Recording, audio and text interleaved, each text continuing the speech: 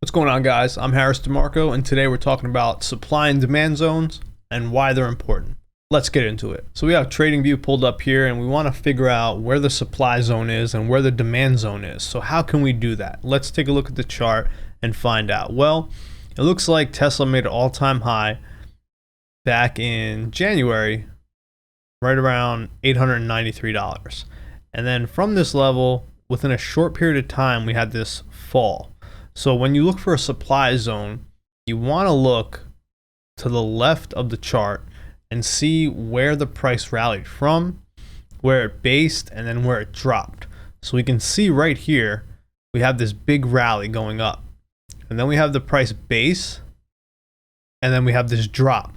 So if we look to the left, we know that this is the supply zone. Now, how do we draw a supply zone? Now, a lot of times people talk about support and resistance. So people are taught to draw a line from here to here and say that this is the resistance line and this is where the price is going to see the most selling happening at this level. So instead of drawing that, what I found is better, and what I've learned from a few different mentors is drawing an actual area. So I use a rectangle here in TradingView. It's just a drawing tool. And now what you want to do is you actually want to have it at the base. Use the base and draw it from the furthest distance away to the closest distance and just draw it across. So if you notice here, I have this base right here at the bottom, the closest point, and then we have the furthest point all the way up here.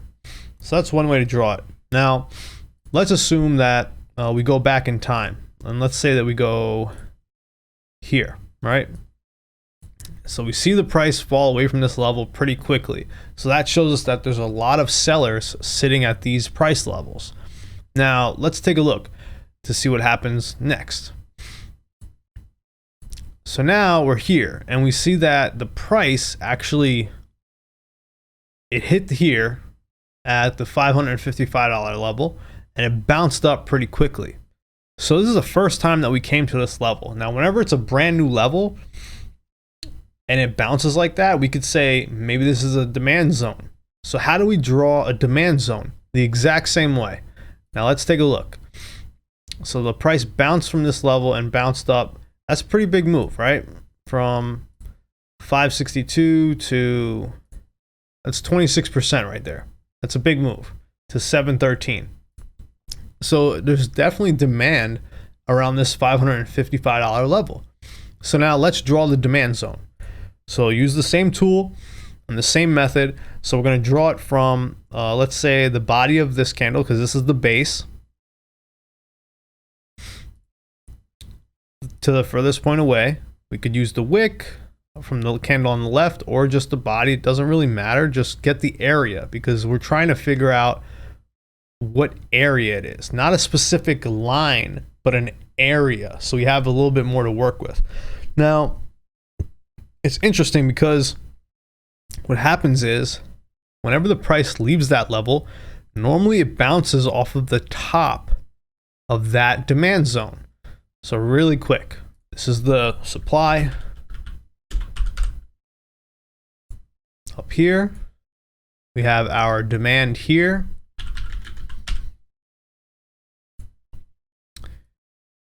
And let's say that we're looking to enter a trade. Well, where do you want to enter? You always want to buy low and sell high. So if you identified this area as a key supply area and you shorted it, you would have made money. You would have sold high and then bought back low and made money.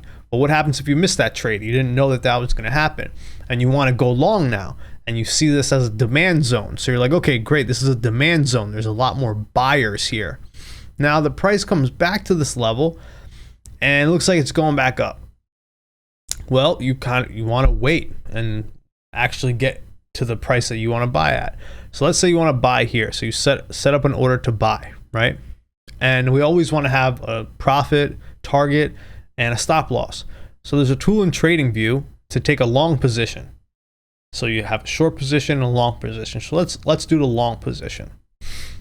So now let's say I want to enter right here. at this top line, the top of the demand zone. And let's say my profit target will be conservative. Some people would say, oh, I want it all the way up here where the biggest resistance was or the highest supply was, all the way up here. You could do that, or you could be more conservative and come a little bit lower than that. So let's go right around this area here. So the bottom of the supply and the top of the demand. So we're making sure that we're actually getting in an entry here, and that this is our target area. Now the stop loss, usually you would put that just below the demand zone. Now this profit ratio is a 2 risk to reward ratio. Ideally we want a risk to reward of 3 or higher. That means that for every 1 risk there's a profit of 3. So let's see how this pans out. This could work. This could be a decent trade, but let's see. So now also about the position tool here. Let's say you enter your account size. Let's say that you have I don't know, let's say a $5,000 account, right? And you want to risk was that 13%? That's a lot of risk on that. So we might even make that a little bit lower. So let's say we want to risk 5%. So we have to bring that up because this is 13, so we want to bring this closer to 5%. Right around there. Move this over.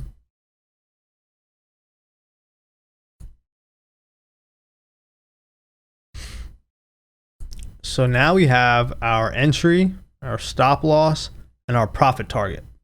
And that's exactly what we want. So let's see how this plays out if you actually get filled here. So you would set up a limit buy order at the top of the demand zone. And let's see how this plays out here. So right here, you would have got filled because the price came back to this level, would have got filled here. That's at the demand zone.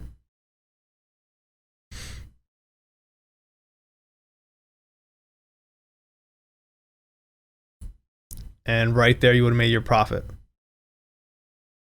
Now, it's not always going to be this simple. This is just an example that I saw on Tesla's chart.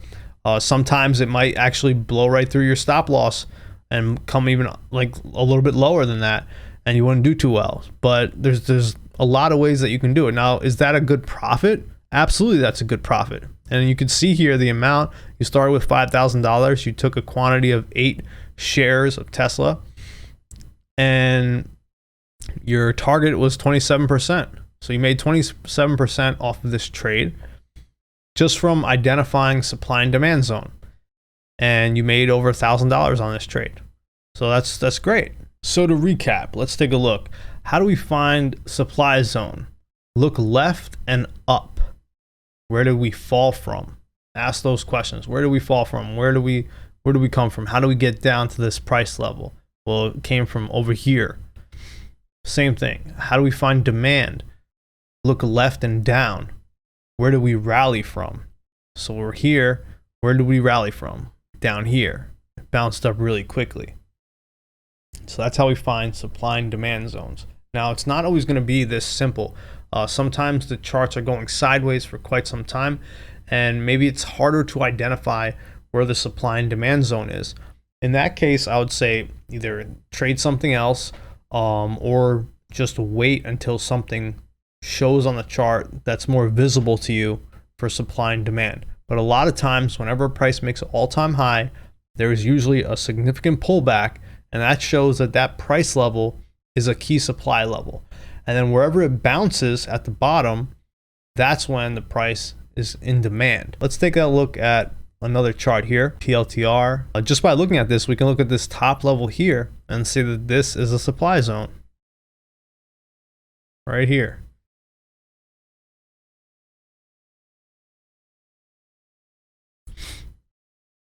There's a lot of sellers sitting up here waiting for price, especially this long wick. There's definitely supply. And then the body of the candle here, because this could be considered a base. We could even go lower if we wanted to, right around the $30 area. But the faster the price leaves the level, the better. So right here we can see it came up, and sometimes it hits it twice, right? So let's say we go back in time and we are, maybe we're right here. Okay. So we hit this level, comes back down, it pulls back down. We play it. Now a lot of times it's drawn to the supply. So it's going to come to the supply and then it gets rejected at the supply again and sells off again. Why? Because there's still more people who want to sell up here. All the sellers didn't get out here.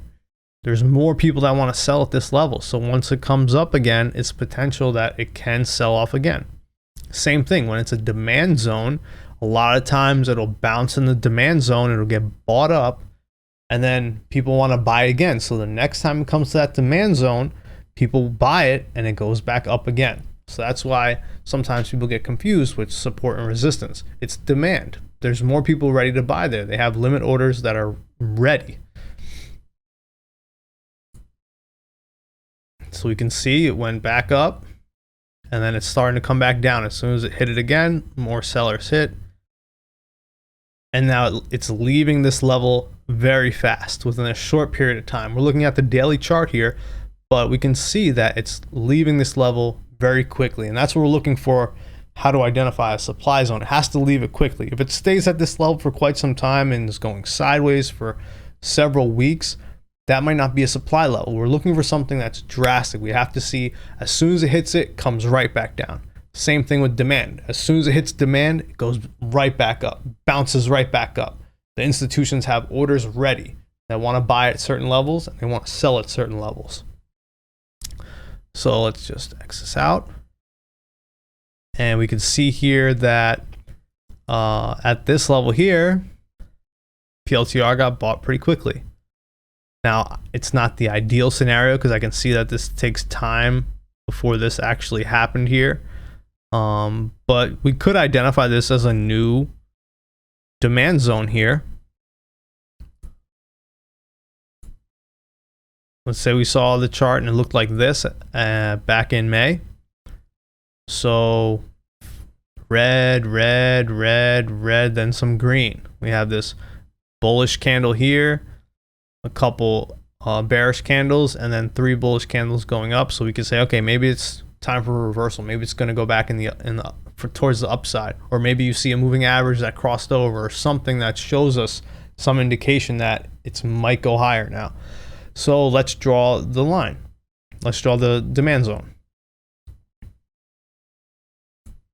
And you can make it as long as you want. You can use these demand zones and supply zones on any time frame. Obviously, it's better to use the higher time frame because the bulk of the volume you're going to be able to see on the higher time frames. And let's say that this is the demand zone, and let's play it. So it comes back. Maybe you bought here just to get an entry. Some other indicator could have been used here to give you some insight on maybe something that's going on. Maybe you see a volume, high volume profile, or some kind of momentum. So already that's not too bad just to go from here to here, right? So let's measure that from the top of the demand zone to this point right here. That's 28%. That's great, right? That's a great return right there. And especially if you put the stop loss underneath this demand zone, you would have been fine. That's a great trade to make. And you could have been like, okay, well, maybe I just wanted to come up to this level here. I'm not too confident that it's going to get past this level for whatever reason. You know, you could have any reasoning, but you could just see this bounce here, and maybe this shows you that you want to buy in. So you take the position, you buy in, and then you sell as soon as it gets up to this level here. Ideally, you want to make more than that. You know, you want to wait. You want to see if it comes back up to the supply zone, and then you sell because that's a much bigger gain. But you can be conservative as you want. You know, it's your trading style, and it's what you make of it. So in this video, we learned about supply and demand zones and how to use the long position tool in TradingView. In the next video, we're going to talk about the volume profile and the point of control and how it can work in sync with your supply and demand zones. I'll see you guys in the next video. Make sure to like and subscribe so you guys stay in touch. I'll see you next time.